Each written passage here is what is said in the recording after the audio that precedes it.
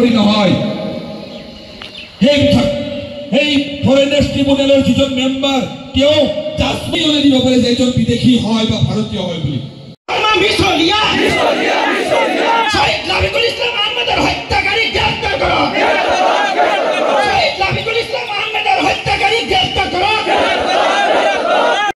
सरकार विश्वलिया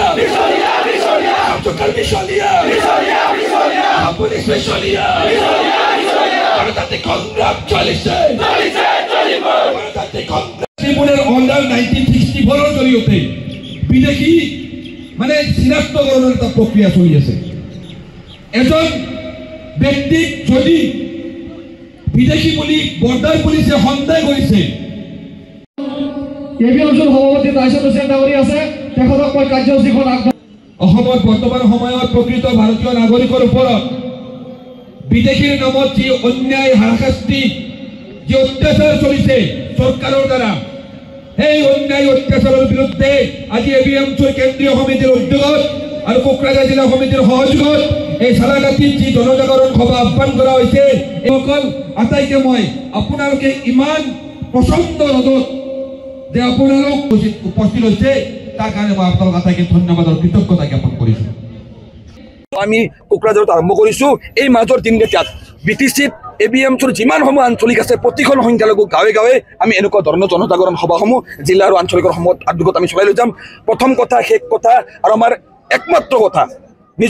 নিজৰ দেশৰ নাগৰিকত্বৰ নামত আজি দশক ধৰি যি অন্যায় অত্যাচাৰ চৰকাৰখনে চলাই আছে এই অন্যায় অত্যাচাৰ আগন্তুক দিনত সহ্য কৰা নহ'ব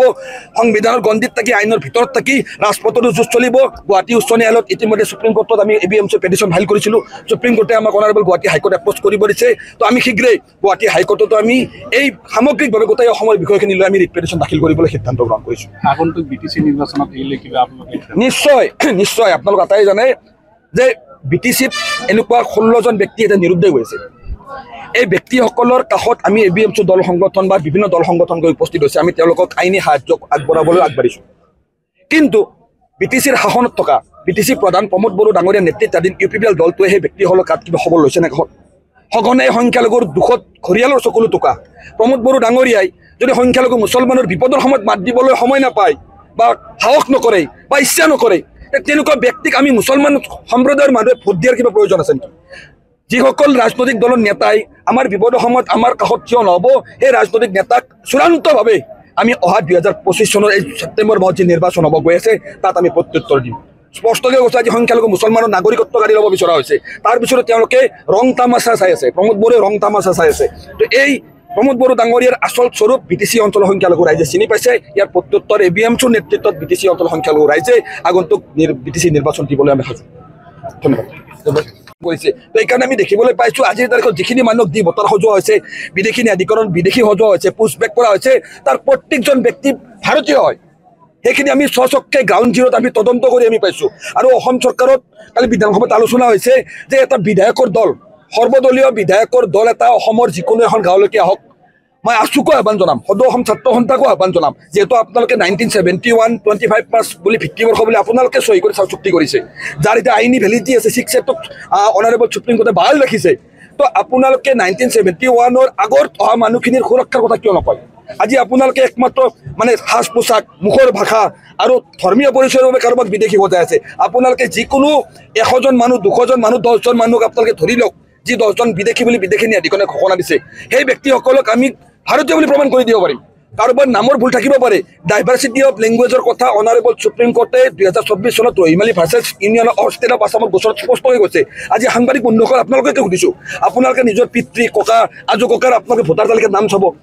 তাত নিশ্চয় আপোনালোকে বিভিন্ন ভুল দেখা পাব বয়সৰ তাৰতম্য দেখা পাব ইয়াত লেংগুৱেজ অফ ডাইভাৰ্চিটি এখন বহুত বৃহৎ এখন দেশ ইয়াত স্বাভাৱিক কিন্তু সেই ভুলবিলাকৰ অজুহাতত আজি প্ৰকৃত ভাৰতীয় নাগৰিকক নিজৰ দেশতে বিদেশী বনাই ডিটেনশ্যন কেম্পত বন্দী কৰি ৰখা হৈছে আৰু তেওঁলোকক পৰ্যায়ক্ৰমে দেখিবলৈ পাইছোঁ অমানৱীয়ভাৱে বেআইনীভাৱে পুছবেক কৰা হৈছে এই ব্যৱস্থা বন্ধ হ'ব লাগে আৰু এই ব্যৱস্থা বন্ধৰ দাবীত আমি আজি কোকৰাঝাৰত এবিএমছৰ কেন্দ্ৰীয়ভাৱে এই কাৰ্যসূচী লৈ স্পষ্টকৈ কৈছোঁ যিখিনি মানুহক আজি বিদেশীৰ